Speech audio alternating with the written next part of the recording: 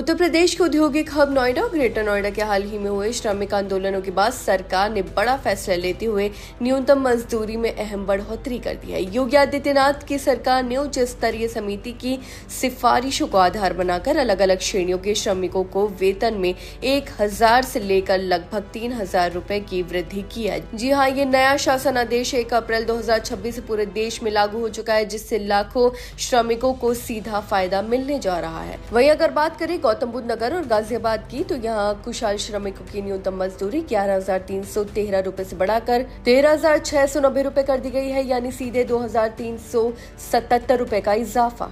वहीं अर्धकुशल श्रमिकों को अब 12,445 रुपए की जगह 1,559 रुपए मिलेंगे, जो 2,614 रुपए की बढ़ोतरी है। वहीं कुशल श्रमिकों के लिए ये बढ़ोतरी और भी ज्यादा है, 13,940 रुपए से बढ़ाकर 16,868 रुपए कर दी गई है। जी हाँ, जिससे उन्हें 2,928 रुपए का अतिरिक्त लाभ मिलेगा।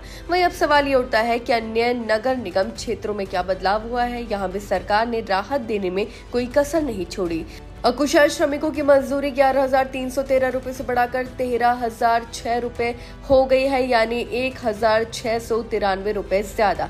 वहीं अर्धकुशल श्रमिकों के वेतन में 1,861 रुपए की बढ़ोतरी करते हुए इसे 14,306 रुपए कर दिया गया है। वहीं कुशल श्रमिकों की मजदूरी 13,940 रुपए से बढ़ाकर 16,025 रुपए कर दी गई है, जो 285 रुपए का इजाफा है। इसके अलावा अन्य जिलों के श्रमिकों को भी राहत मिली है। हालांकि यहाँ बढ़ोतरी थोड़ी कम है। अकुशल श्रमिकों की मजदूरी 11,313 रुपए से बढ़ाकर 12,356 रुपए कर दी गई है, यानी 143 रुपए का फायदा। वहीं अर्धकुशल श्रमिकों को अब 13,591 रुपए मिलेंगे, जिसमें 1,146 रुपए की बढ़ोतरी हुई है।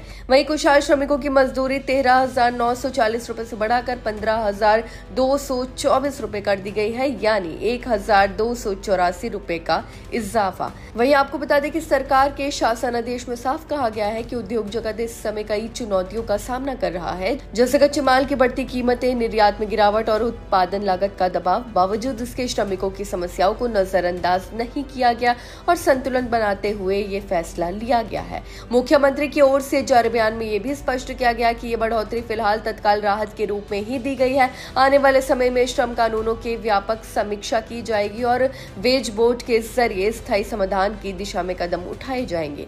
इसके साथ ही सरकार ने सोशल मीडिया पर फैल रही उन खबरों को भी खारिज कर दिया है जिनमें न्यूनतम वेतन 20,000 रुपए करने का दावा किया जा रहा था। सरकार ने साफ कहा है कि ऐसी खबरें भ्रामक हैं और केवल आधिकारिक आदेश ही मान्य होंगे। कुल मिलाकर ये फैसला एक संतुलित कदम के रूप में देखा जा रहा है, जहां एक तरफ श्रमिकों को राहत दी गई है, वहीं दूसरी तरफ उद्योगों की स्थिति को भी ध्यान में रखा गया है। सरकार का दावा है कि वो श्रमिक कल्याण और औद्योगिक विकास दोनों को साथ लेकर चलने के लिए पूरी तरह प्रतिबद्ध है।